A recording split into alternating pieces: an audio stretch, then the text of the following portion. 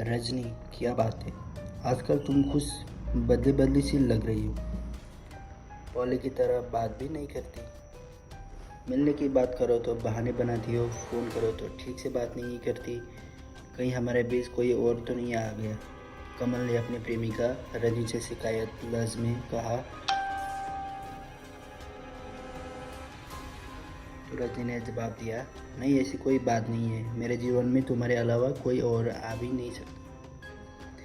रजनी और कमल लखनऊ जिले के थाना निगोहा क्षेत्र में गांव पहिनवार के रहने वाले थे। दोनों का काफ़ी दिनों से प्रेम संबंध चल रहा था। रजनी, फिर भी मुझे लग रहा है कि तुम मुझसे कुछ छिपा रही हो। देखो, तुम्हें किसी भी डरने की ज़रूरत नहीं है। कोई बात तो हो तो मुझे बताओ। हो सकता है कि मैं तुम्हारा कोई मदद कर सकूं। कमल ने रजनी को भरोसा देते हुए कहा। कमल, मैंने तुम्हें बताया नहीं, पर एक दिन हम दोनों के हमारे फूफा गंगासागर ने देख लिया था। रजनी ने बताया। अच्छा, उन्होंने घर वालों को तो नहीं बताया? कमल ने चिंतित होते हुए कहा। अभी तो उन्होंने नहीं बताया, पर बात छिपाने की कीमत मांग रहे हैं, रजनी बोली। कितने पैसे चाहिए उन्हें? कमल ने पूछा। नहीं, पैसे नहीं, बल्कि एक बार मेरे साथ सोना चाहते हैं। वह धमकी दे रहे हैं कि अगर उनकी बात नहीं मानी तो वह मेरे घर में पूरी बात बताकर मुझे घर से निकलवा देंगे। रजनी के चेहरे पर चिंता के बादल छाए हुए थे। तुम चिंता मत करो, बस एक बार तुम मुझसे मिलवा दो। हम उसकी ऐसी हालत कर देंगे कि वह बताने का लायक नहीं रहे। वह तुम्हारा सगा रिश्तेदार तो है, तो यह बात कहते ही उसे शर्म नहीं आई। रजनी को चिंता में देख कमल गुस्से से भर गया। अरे नहीं, माना नहीं है। वैसे ऐसा करने पर तो हम ही फंस जाएंगे। जो बात हम छिपाना चाह रहे हैं वो फैल जाएंगे। रजनी ने कमल से समझाते हुए कहा, पर जो बात मैं तुमसे नहीं कह पाया वह उसने तुमसे कैसे कह दी? उसे कुछ तो शर्म आनी चाहिए थी। आखिर वह तुम्हारे सगे फूफा है। कमल ने कहा। तुम्हारी बात सही है, मैं उनकी बेटी की तरह हूँ। वह शादीशुदा और बाल बच्चेदार हैं, फिर भी वह मेरी मजबूरी का फ़ायदा उठाना चाहते हैं। रजनी बोली। तुम चिंता मत करो, अगर वह फिर कोई बात करे तो बताना, हम उसे ठिकाने लगा देंगे। कमल गुस्से में बोला। इसके बाद रजनी ने अपने घर आ गई और रजनी की इस बात की चिंता होने लगी थी। 38 साल के गंगासागर यादव का अपना बड़ा पूरा परिवार था। वह लखनऊ जिले के ही सरोजनी नगर थाने के गांव रहीमाबाद में रहता था। वह ठेकेदारी करता था। रजनी उसकी पत्नी रेखा के भाई की बेटी थी। उसे उम्र में 15 साल छोटी रजनी को एक दिन गंगासागर ने कमल के साथ घूमते देख लिया। कमल ने साथ ही में वह मोटरसाइकिल से आने की घर आई थी। वह देखकर गंगासागर को लगा कि अगर रजनी को ब्लैकमेल किया जाए तो वह चुपचाप उसकी बात मान ले, क्योंकि वह खुद ही ऐसी थी, इसलिए वह बात किसी से बताएगी भी नहीं। गंगासागर ने जब यह बात रजनी से कही तो वह सन्न रह गया। वह कुछ नहीं बोली।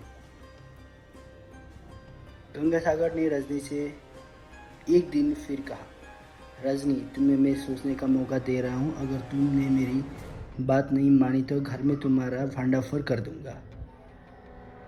तुम तो जानती हो कि मैं तुम्हारे माँ बाप कितने गुस्से वाले हैं। मैं उनसे यह बात कहूँगा तो मेरी बात पर उन्हें पक्का यकीन हो जाएगा और बिना कुछ सोचे समझे वे तुम्हें घर से निकाल देंगे। रजनी को धमकी देकर गंगासागर चला गया। समस्या गंभीर होती जा रही थी। रजनी सोच रही थी कि वह हो सकता है कि उसके फूफा ने मन से यह भूत उतर गया हो और दोबारा वह उससे यह बात न कहे। यह सोच कर वह चुप थी कि गंगासागर यह बात भूला नहीं था।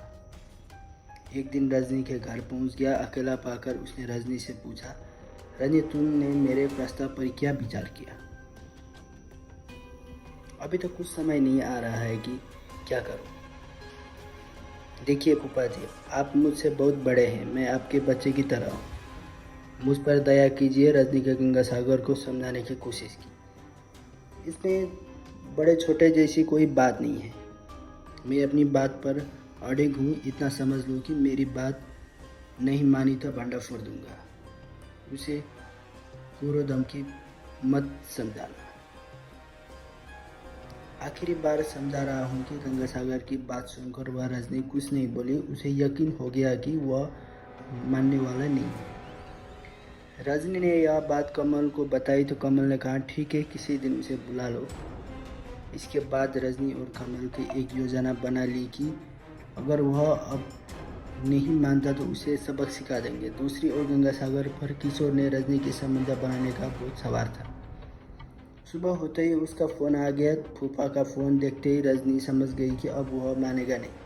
कमल की यह योजना पर काम करने की सोचकर उसे फ़ोन को रिसीव करते हुए कहा, फूफा जी आप कल रात आइए, आप जैसा कहेंगे मैं करने को तैयार हूँ। रजनी इतनी जल्दी मान जाएगी गंगासागर की यह उम्मीद नहीं थी।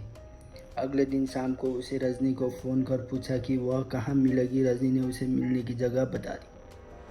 18 जुलाई 2018 को रात गंगासागर ने 8 बजे अपनी पत्नी को बताया कि पीपरसंड गांव में दोस्त के घर बर्थडे पार्टी है।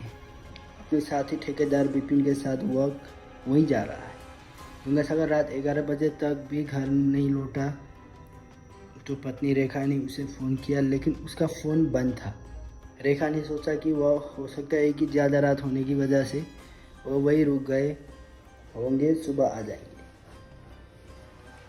अगली सुबह किसी से फ़ोन कर के रेखा ने बताया कि गंगासागर का शव हरिपुर परसा गांव के पास फार्म हाउस के नज़दीक पड़ा है।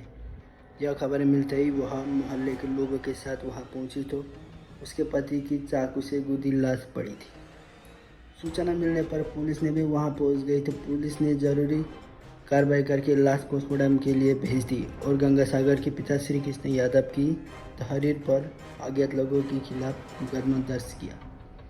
कुछ देर बाद पुलिस को सूचना मिली कि गंगासागर की लाश रंग की बाइक घटनास्थल में 22 किलोमीटर दूर ओसा थाना क्षेत्र के भावलिया गांव के पास सड़क किनारे एक गड्ढे में पड़ी पुलिस ने वह बरामद की। जिस क्रूरता से गंगासागर की हत्या की गई थी उसे देखते हुए सीओ मोहनलालगंज बीना सिंह के लगा कि हत्यारे की मृतक से कोई गहरी खुंदक थी, इसलिए उसने चाकू से उसी का शरीर का गोद डाला था ताकि वह जीवित न बच सके। पुलिस ने मृतक को मोबाइल की कॉल डिटेल्स निकालकर उसका अध्ययन किया कि इसके अलावा पुलिस ने उस सालियों से साले पत्नी सहित कुछ साथी ठेकेदारों से भी बात की। एसएसआई रामपाल मिश्रा ने कॉल डिटेल्स खंगलनी शुरू की तो उसमें कुछ नंबर संदिग्ध न लगे। लखनऊ के एक एसएसपी कलानिधि नैथानी के घटना के खुलासे के लिए एसपी क्राइम दिनेश कुमार सिंह के निर्देशन में एक टीम का गठन किया, जिसमें थाना प्रभारी अजय कुमार राय के साथ अपराध शाखा के उमेश सिंह सरबिलास सेल और सुधीर कुमार त्यागी, एसएसआई रामपाल मिश्रा, एसआई प्रमोद कुमार सिपाही, सरताज मोहम्मद की, पी सिंह, अभिजीत कुमार, अनिल कुमार, राजवीर कुमार, चंद्रपाल सिंह राठौर, विशाल सिंह, सूरज सिंह, राजेश पांड्या, जगसिंह सुनकर और महिला सिपाही सुनीता को शामिल किया गया।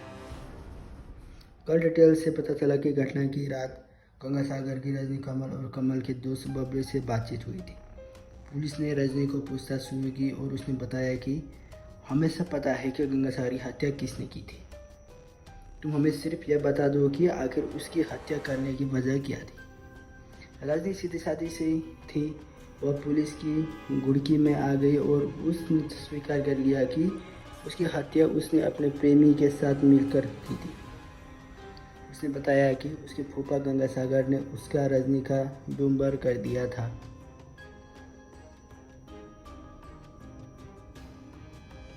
जिसकी वजह से उसे कदम उठाना पड़ा। रजनी ने पुलिस को हत्या की पूरी कहानी बता दी।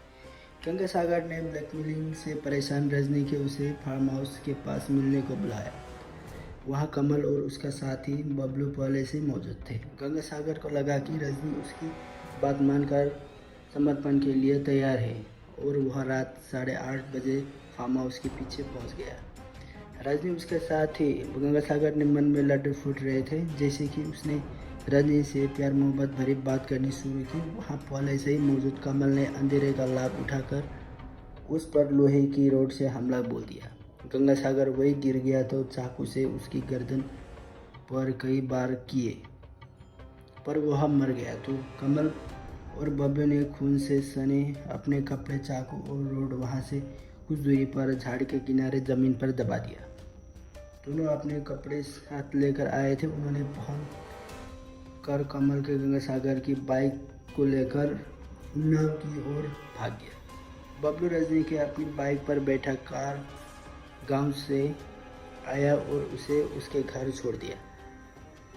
कमल ने गंगासागर की बाइक भावलिया गांव के पास सड़क किनारे गड्ढे की डाल दी, इससे लोग गुमराह हो जाए। पुलिस ने भी बड़ी तत्परता से केस की छानबीन की और हत्या का 4 दिन में ही खुलासा कर दिया कि एसएसपी कलानिधि नैथानी और एसपी क्राइम दिनेश कुमार सिंह ने केस का खुलासा करने वाले पुलिस टीम की तारीफ की।